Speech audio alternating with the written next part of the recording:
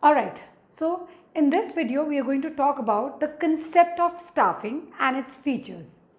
Now, with concept of staffing, I would like to tell you, there's an example I've taken, and I usually ask my students this question, that suppose you want to start a school, state the staff required.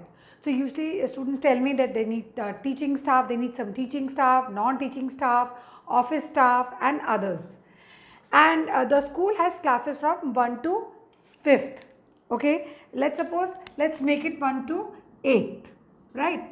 Let's make it 1 to 8th. Sometimes the school operates from 1 to 8, so that is a good idea. Tentative number of people required would be, so usually children come out with the answer somewhere around 25, they make it 30 and they make it more than that, counting the different kind of staff out here. So let's make a rough analysis. Let's see, expected answer would be somewhere around 25 to 30. I've written out here, it should be here. Let's see what exactly do we get here. So we need one principal in every school, 1st to 8th. We may have one section, we may have more than that section, but the school is just started, so usually there would be one section. So we have to keep that in mind. Principal, vice principal. Now you have teachers. What all teachers do you need? You need English teacher, you need Hindi teacher. Ours is a school in Punjab, so we need Punjabi teacher also. Then you need maths teachers, science teachers, social science. Then you need GK teachers, you need art teacher, PT teachers. I forgot librarian. So you need somebody for looking after the library also. So you need librarian also. See, now I may have counted so many teachers. There is a possibility some other teachers are also required. Let's move on from here. So 1, 2, 3, 4, 5, 6, 7, 9, 10. 10 and 11 and 12. 12 people out here, right? Next, office staff. So we need accountant, we need receptionist, we need office attendant, and sometimes what happens is people need somebody to have some kind of computer knowledge also, right? So somebody with the computer awareness and the computer operator to do different kind of jobs. So you need somebody to do the computer operating jobs also. So here you need office staff 4. Others, you need PN, guards, cleaning staff, drivers. This could be, let's suppose, 2 these, 2 these, 2 these and 2 here, 2 to 4 to 6 to 8. 8 people here, right? 8 and 4, 12 and 12, 24. See, the estimation is 25 to 30 out here. And you may need, oh, I forgot here, you may need a nurse also for your school because somebody has to tend to the children. So there are many other people who might be required and we've not counted in. The staff could go from 25 to 30 to more also. Usually what happens is when we estimate about the people, number of people required, this estimation happens as per the organizational structure and the framework we have, like the organizational structure talks about 1st to 8th standard. And these are the people who are actually required. These are the people who are actually required. So some people are inevitable. And that's how we try to assess that number of people required or the type of people required. So this is how we assess about the staffing in the organization. But why do we need staffing actually? What is the major reason behind getting the people, right kind of people to the organization? Now first and foremost is rapid advancement in technology. Technology is changing and every day we need in an organization. Here I talked about a school. If you talk about a corporate, technology based people are required every day. People need to be techno savvy and there is so much to do in terms of technology. Like Google has just changed the corporate scenario in totality. So you need people who are specialists in their job. Increase in size of organization. As the organization grows, more number of people are required. Smaller organization, less number of people are required, but staffing is a continuous process, it keeps on happening.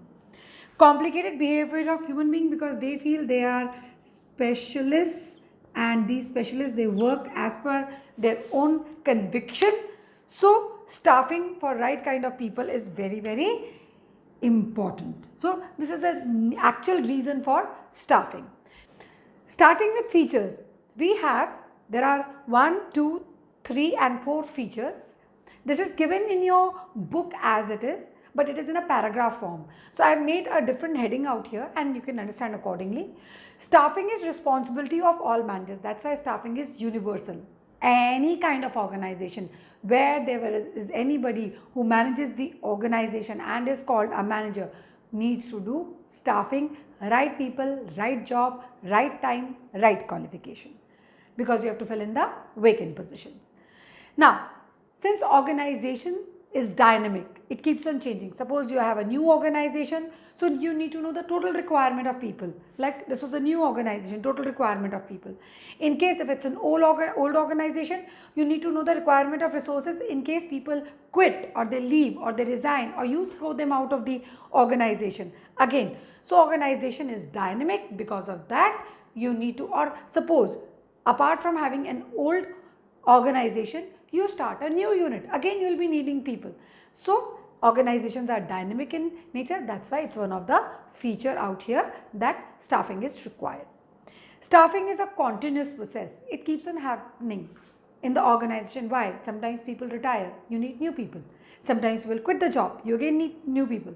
So it is a never ending process. It keeps on going on every now and then. Sometimes there is advancement in the technology, you need new people.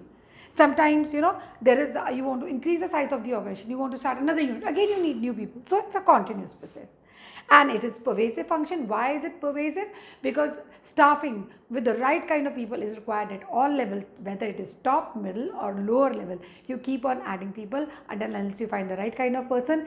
In case that right kind of person is also unfit, you again try to look in for the new people. So it is pervasive as per the levels also. Next, what we do is importance of staffing. So before starting with importance of staffing, I would like to talk about the analysis we did on estimation of number of people required in an organization. Like I gave example of school where an estimation was 25 to 30 people required, but when we worked it out or calculated, they were around 24 people. So this is how we try to analyze the number of people required in the organization, on the basis of which we did the need as well as features of staffing. Keeping the same analysis in mind, we would like to go ahead with importance of staffing. The first one is obtaining competent personnel. So when you talk about staffing, the first and foremost criteria is that you need competent personnel, skillful, those who have actually the knowledge about whatever job position they have been selected for. So that kind of people with right kind of capacity and caliber are required. Proper staffing helps in discovering and obtaining competent personnel for various jobs. Competency here we talk in terms of the skill and knowledge which you have in terms of your capacity and your caliber. So as per your caliber, capacity, the knowledge which you have, you become a competent personnel for the organization. Next, higher performance.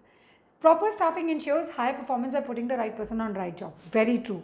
The analysis we did, we talked about the kind of people required. Now when the kind of people you required, when you you select the right kind of people for the right job, they will always improvise the performance of your organization. So here we'll write in circle higher performance. Why? Because we're choosing the right people for right job. Alright, the next point is continuous survival and growth. So if you have competent people in the organization, if you get the right people for right job, then that means you're talking in terms of growth of your organization. So if you want to add up new department, if you want to add up new division, you want to promote somebody, you want to actually give a better place to someone as per their job capacity, you can do that because you already have competent people for doing job and performance. So that ensures that your business is going to continue as well as survive for a longer time. Proper staffing ensures continuous survival and growth of the enterprise through succession planning. Like when you talk about the managers and you talk about the succession planning, in the sense that when you talk about that one after another what they are going to do and the kind of jobs they are performing, in case you want to actually diversify, you can do so without any difficulty. Next is optimum utilization of resources. Now When you talk about right kind of people for right job at right time at right place, that means you're ensuring that resources are not at all wasted and they are used to the maximum efficiency. Right. Proper staffing helps to ensure optimum utilization of human resources. Very true. Now what happens is, in case there are two things which happen in the organization. In case there is overmanning, you have too many people in the organization, what is going to happen? So there would be more play and less work. You don't like that situation. So you estimate the number of people and you give that number of people the right kind of job. In case you have understaffing, you have less number of people. So what happens? Again, people will be overloaded with work. One day they will perform good, the other day it would not happen that way. So again, that would be a problem. What you do is you optimize the number of people required in the organization so that human resources not wasted, along with that other resources are also not wasted. Here the term overmanning and undermanning has been used. Manning means nothing else but staffing only. Alright.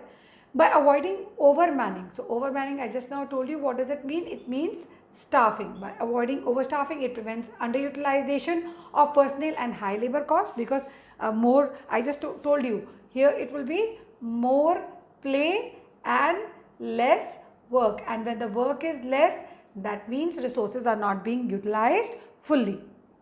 Also avoids disruption of work by telling in advance shortage of personnel. That means undermanning also is not entertained. So as per the requirement, the manpower should be estimated and recruited in the organization. Next we come to is improves job satisfaction. Now proper staffing improves job satisfaction. Why?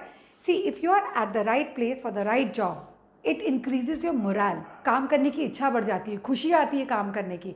Why? Because you feel that you are doing what you are meant for. So that satisfaction really helps to grow.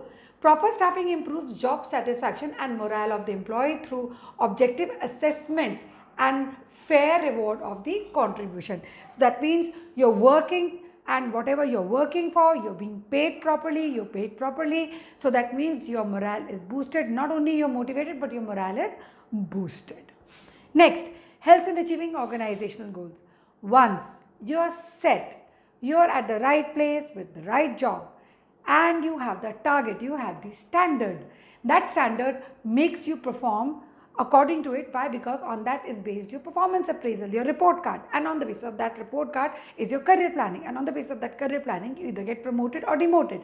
Nobody likes demotion, everybody likes promotion. So once you achieve your objectives, you get motivated to work in the organization. The efficiency means you talk in terms of more production and lower cost. Efficiency and effectiveness of an organization in achieving goals is determined by the competence, motivation and general effectiveness of its human resource. That's very much right. I hope you have followed the proper analysis of staffing, need for staffing, features of staffing and importance of staffing. We will take process of staffing and its comparison with human resource in the next video. Till then, bye.